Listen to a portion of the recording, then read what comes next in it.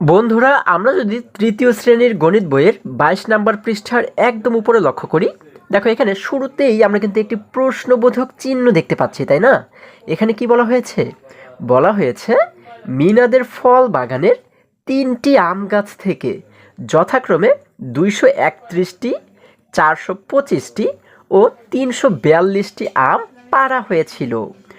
ওই বাগান থেকে কতগুলো আম পাড়া হয়েছিল? আচ্ছা, তাহলে আমরা এই প্রশ্নটিকে কিভাবে করে সমাধান করতে পারি? দেখো, যে কোনো প্রশ্ন সমাধানের আগে আমাদের কিন্তু শুরুতেই প্রশ্নটাকে ভালো করে বুঝতে হয়, তাই না? কারণ হচ্ছে আমরা যদি প্রশ্নটি ভালো করে বুঝতে না পারি, তাহলে কিন্তু আমরা এর উত্তরটিও কিভাবে করে করতে হবে সেই বিষয়টি বুঝবো না, তাই না? আচ্ছা, তাহলে আমাদের কি বলা হয়েছে? দেখো, বলা হয়েছে কি মিনাদের ফল বাগানে ৩টি আম গাছ থেকে, কয়টি আম গাছ? ৩টি আম গাছ থেকে যথাক্রমে, যথাক্রমে অর্থ কি? অর্থাৎ প্রথম আম গাছ থেকে ২৩১টি আম পাড়া হয়েছিল, ঠিক আছে? তারপরে ২ নাম্বার যে আম গাছ, হ্যাঁ, সেটি থেকে ৪২৫টি আম পাড়া হয়েছে এবং ৩ নাম্বার আম গাছ থেকে ৩৪২টি আম পাড়া হয়েছিল। এবারে কি বলা হয়েছে? ওই বাগান থেকে কতগুলো আম পাড়া হয়েছিল, তাই না? তাহলে এই যে ৩টে গাছ থেকে আম পাড়া হয়েছে, এই ৩টে গাছের আম মিলে মোট কতগুলো আম পাড়া হয়েছিল সেটি কিন্তু আমাদের বের করতে বলা হয়েছে। তাহলে আমরা এটিকে কিভাবে করে বের করতে পারি? এটি কিন্তু খুবই সহজ। আমরা এই যে ৩টে গাছের আম, এই ৩টে গাছের আমকে যদি আমরা যোগ করি, তাহলেই তো পেয়ে যাব যে কয়টি আম সর্বমোট পাড়া হয়েছিল, তাই না? তাহলে দেখো, আমরা এই ৩টি সংখ্যাকে যদি যোগ করে দিই, হ্যাঁ, যদি একটু নিচে আমরা লক্ষ্য করি, এখানে দেখো এই যে ছেলে শিশুটিকে আমরা দেখতে পাচ্ছি, সে কি বলেছে?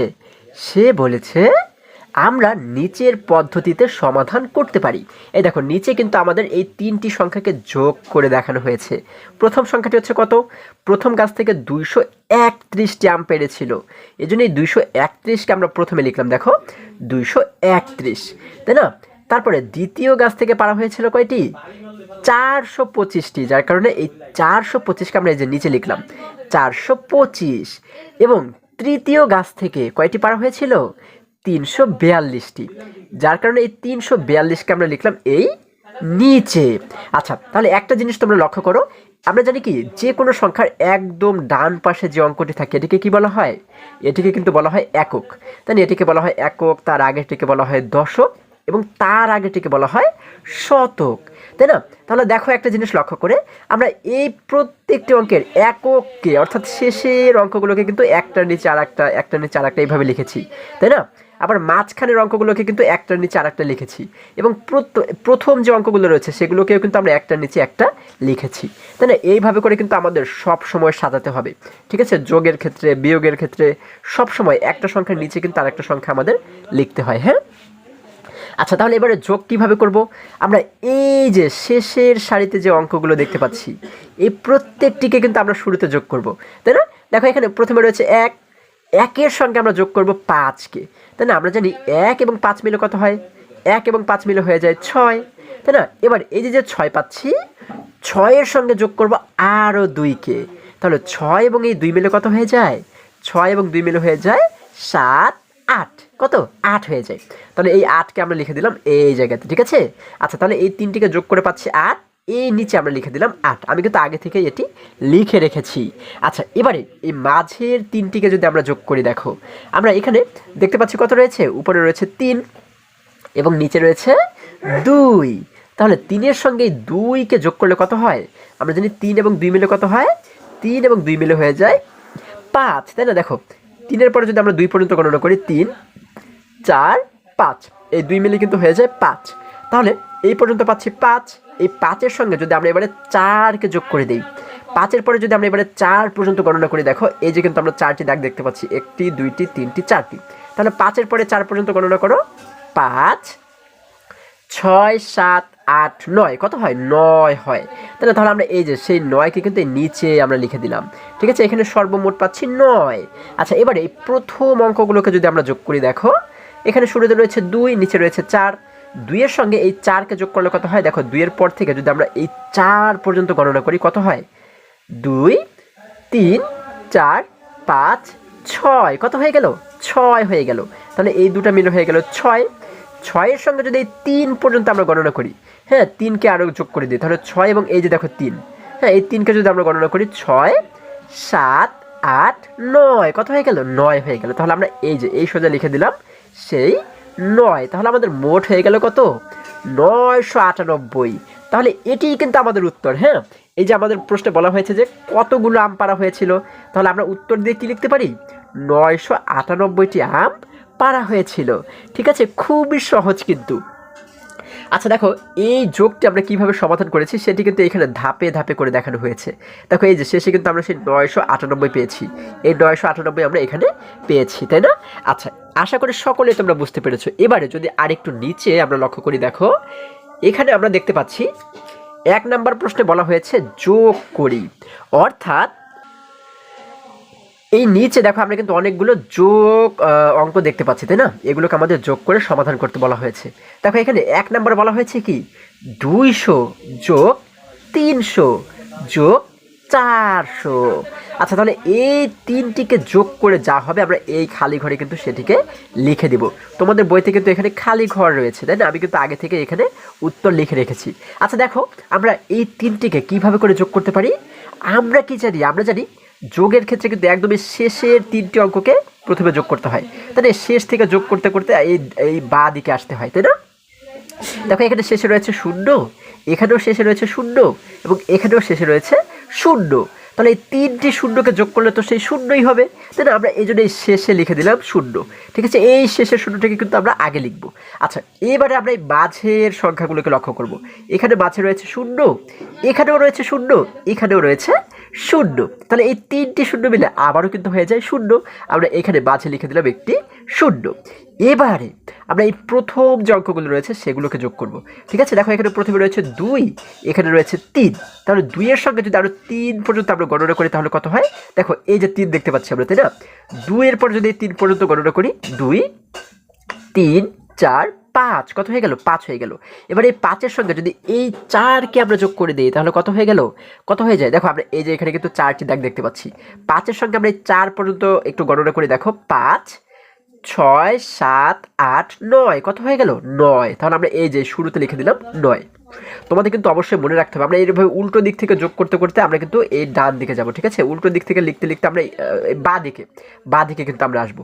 ঠিক আছে, আচ্ছা এই প্রথম সংখ্যাটিকে আমরা সবার শেষে বের করব এবং এই শেষের সংখ্যাটিকে কিন্তু আমরা সবার প্রথমে বের করব। হ্যাঁ, আচ্ছা এবারে 2 নম্বরে বলা হয়েছে কি দেখো 321 যোগ 123 যোগ 222। তাহলে আমরা কি করব? শুরুতেই এই শেষের অঙ্কগুলোকে যোগ করব। এখানে শেষে রয়েছে 1, এখানে রয়েছে 3, 3 এবং 1 মিলে হয়ে যায় 4। 4-এর সঙ্গে এই 2কে যদি আমরা যোগ করি, এই যে দেখো সেই 2, 4 এবং 2 মিলে কত হয়ে যায়? 5 6, কত? 6। আমরা এই শেষে লিখে দিলাম 6।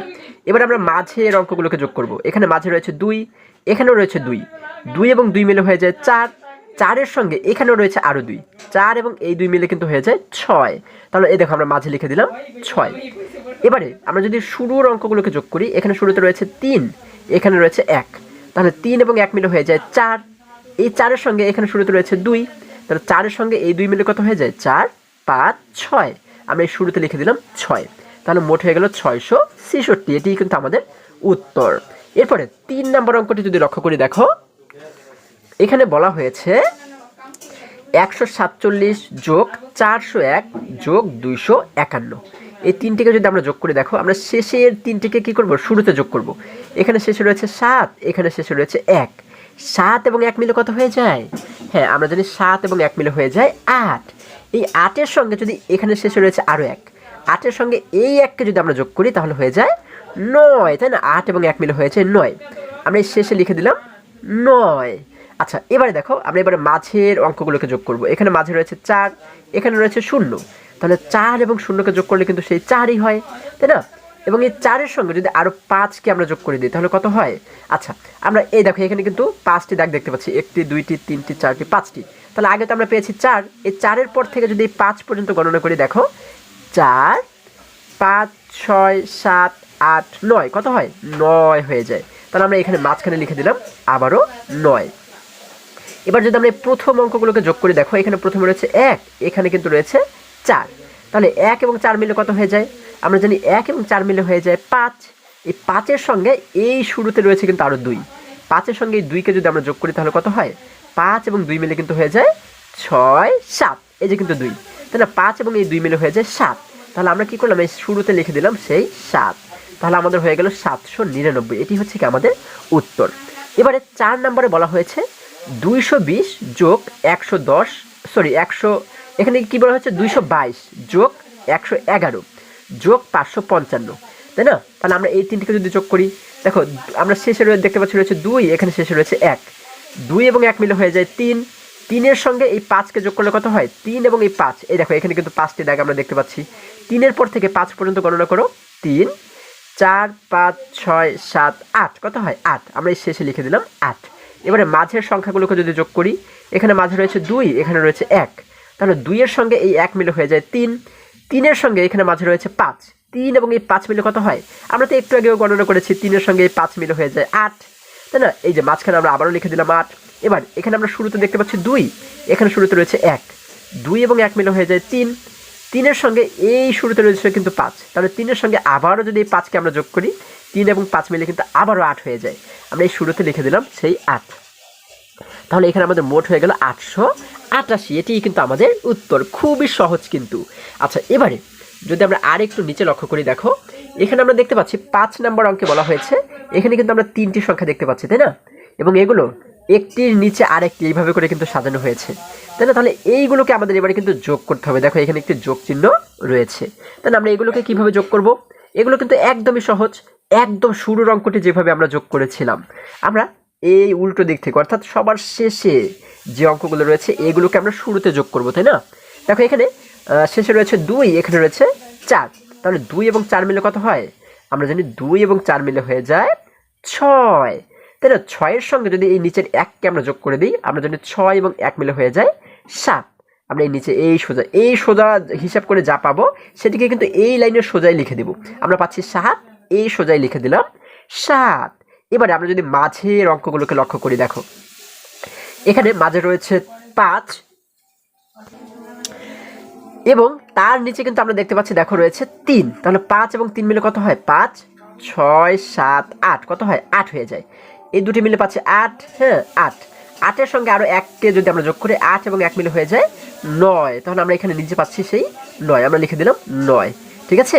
আচ্ছা, এই সোজা লিখে দিলাম 9। এবারে প্রথম 3টিকে যদি আমরা যোগ করি, এখানে দেখতে পাচ্ছি রয়েছে 3, নিচে রয়েছে 2, 3 এবং 2 মিলে কিন্তু হয়ে যায় 5, 5-এর সঙ্গে যদি আরও 3কে আমরা যোগ করি, দেখো এই যে কিন্তু সেই 3, 5-এর সঙ্গে 3 পর্যন্ত গণনা করি, 5, 6, 7, 8, কত হয় 8 হয়ে যায়, আমরা এই সোজা লিখে দিলাম 8।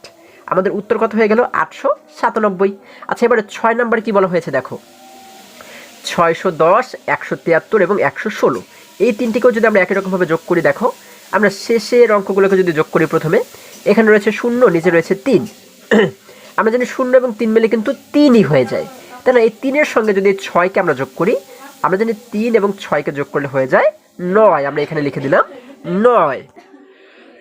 বন্ধুরা, আমরা যদি এবারে মাঝের অঙ্কগুলোকে লক্ষ্য করি, দেখো এখানে মাঝে রয়েছে 1, নিচে রয়েছে 7, আমরা জানি 1 এবং 7 মিলে হয়ে যায় 8, 8-এর সঙ্গে আরও 1 মিলে হয়ে যায় 9, তাহলে আমরা এখানে এই সোজা লিখে দিলাম 9। দেখো এবারে যদি প্রথম অঙ্কগুলোকে আমরা যোগ করি, এখানে শুরুতে দেখতে পাচ্ছি রয়েছে 1, নিচে রয়েছে, সরি এখানে রয়েছে 6, নিচে রয়েছে 1, আমরা জানি 6 এবং 1 মিলে হয়ে যায় 7, 7-এর সঙ্গে আরও 1 মিলে কিন্তু হয়ে যায় 8, আমরা এই সোজা লিখে দিলাম 8, তাহলে হয়ে গেল 899। এটি হচ্ছে কি আমাদের উত্তর। এবারে 7 নম্বরে বলা হয়েছে 532, হ্যাঁ এর সঙ্গে বলা হয়েছে 55 এবং তার সঙ্গে 401, এই তিনটিকে যদি আমরা যোগ করি, দেখো আমরা প্রথমে শেষের 3টিকে যোগ করে দেখতে পাই, এখানে রয়েছে 2, নিচে রয়েছে 5, 2 এবং 5 মিলে কিন্তু হয়ে যায় 7, এই 7-এর সঙ্গে আরও যদি 1কে আমরা যোগ করে দিই, 7 এবং 1 মিলে কত হয় 8 হয়ে যায়, আমরা এই সোজা লিখে দিলাম 8।